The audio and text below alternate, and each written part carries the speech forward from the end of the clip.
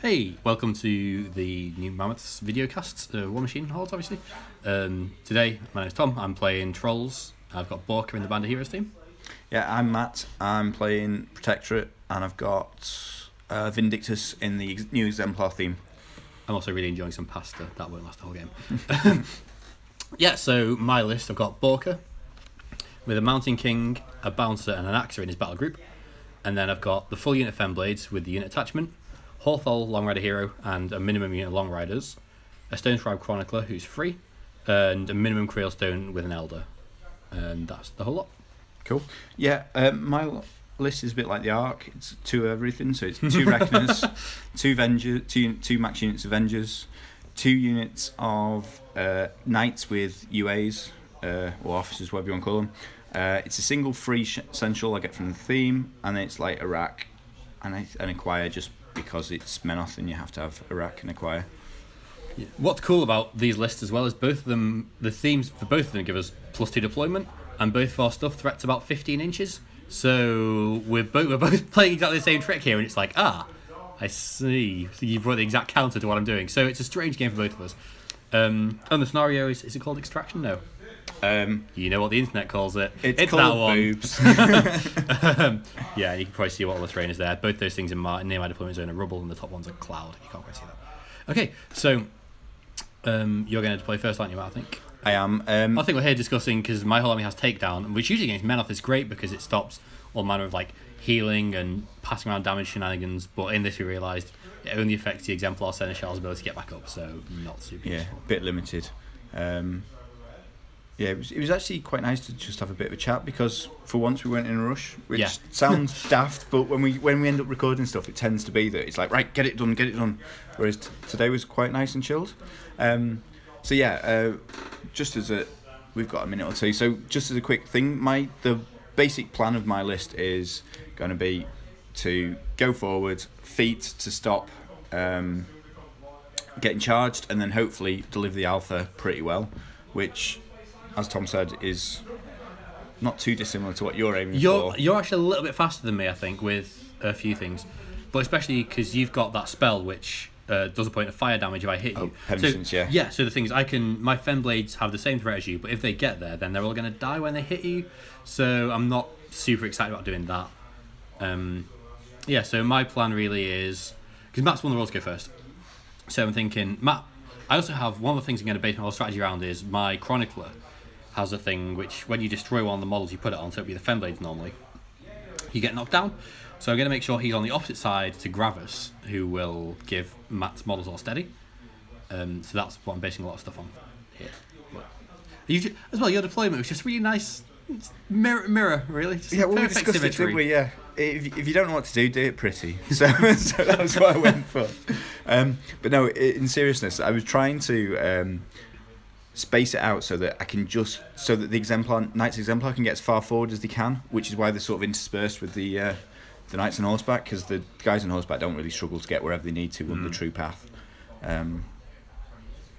Yeah, so for my deployment, I'm thinking that Mountain King, there's not one thing that can just wreck a Mountain King in one go. There's a lot of Weapon Masters who can chip it away, and every unit of Errants hits the Mountain King, they're going to, I guess, take about half to 3/4 of its health off, I think, assuming they'll get the charge.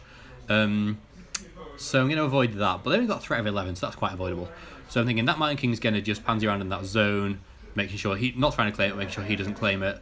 And then the Fennblades are going to try and... Because Fennblades have hard, so they ignore the impact attacks from the cavalry, which is really useful, so I'm thinking... Do they? Yeah. Oh, I didn't know that. Oh, yeah. Yeah, it never came up, but they do. And the Defense 14 with Arcane Ward, so I'm thinking they can probably just out-attrition that zone on the top zone. And I don't know, yeah, both don't know what to do, because we both come across our threat mirror match. It is almost like a mirror match, isn't it? Because there's a lot of denial, there's a lot of speed, there's just... I guess you have a bit of a better matchup into it because of your feet and the fact that you can make me not charge. Yes. So I can't do that to you. If I walk into your threat range, I'm getting charged.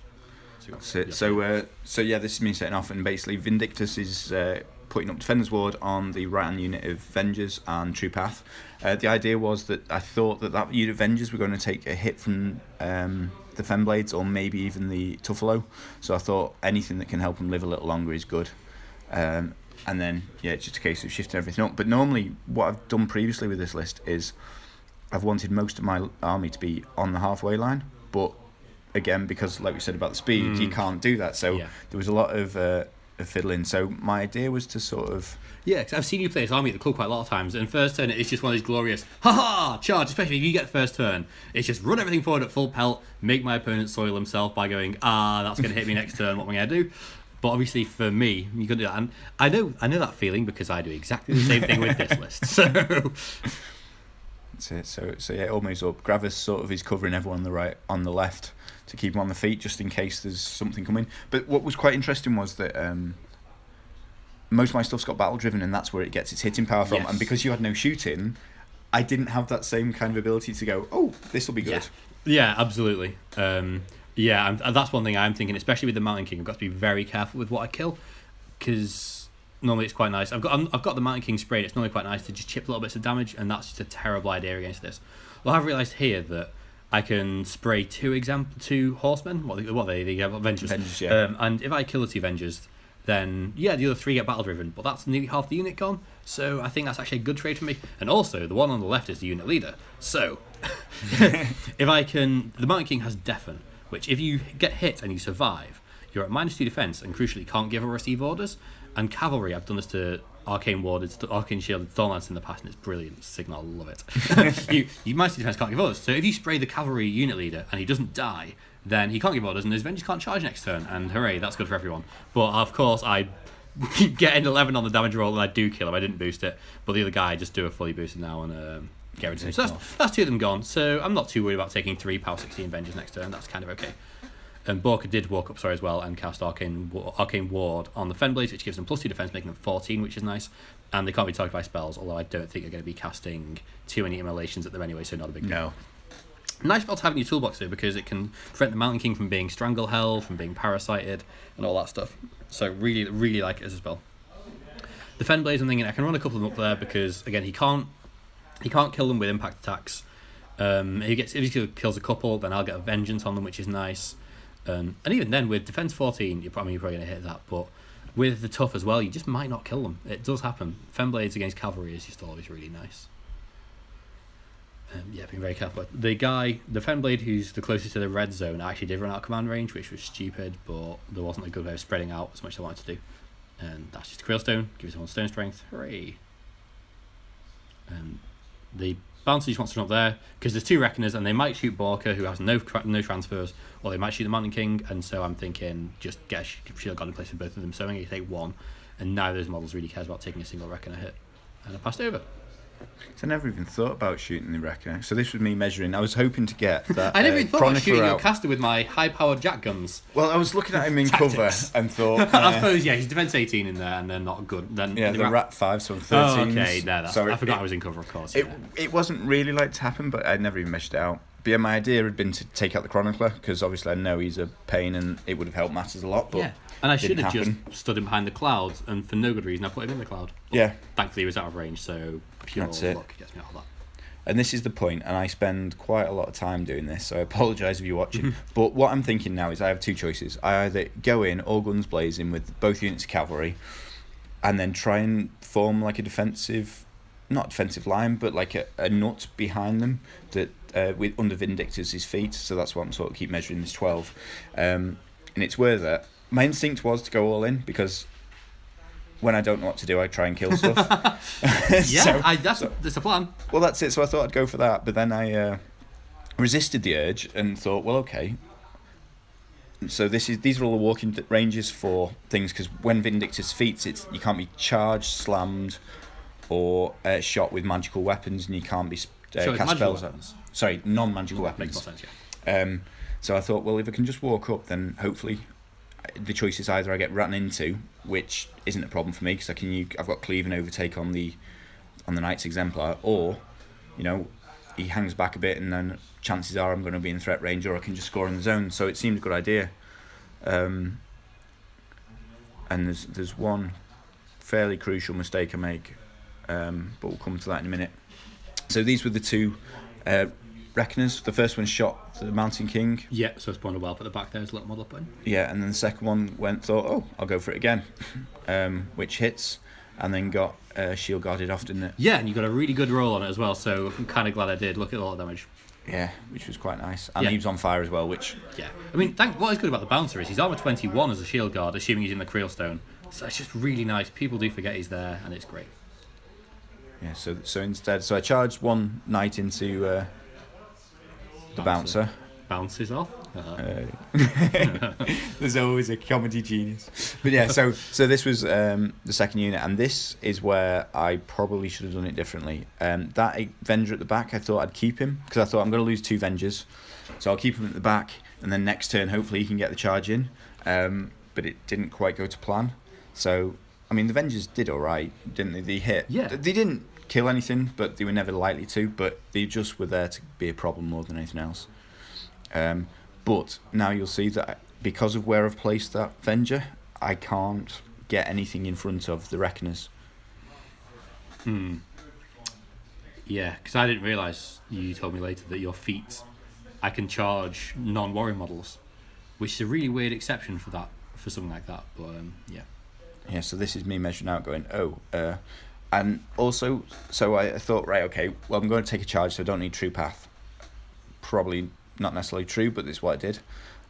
So I cast Penitence onto the unit of wherever it is. Oh, it was on the small base unit. The small base unit at the top, Exemplar. the Knights Exemplar, and then repositioned all the cavalry behind them so that they take the hit, hopefully kill a few Fennblades if they came in, and then the Vengers can charge through. So Vindictus is stood there behind a wall of jacks, behind Gravis, with no focus. And I would have taken a point of focus off the rack, but it would have potentially exploded, taking out a load of knights, which I feel I needed. And then, yeah, you'll see in a minute where that goes. So, yeah, I'm looking at this and going, I can charge those jacks.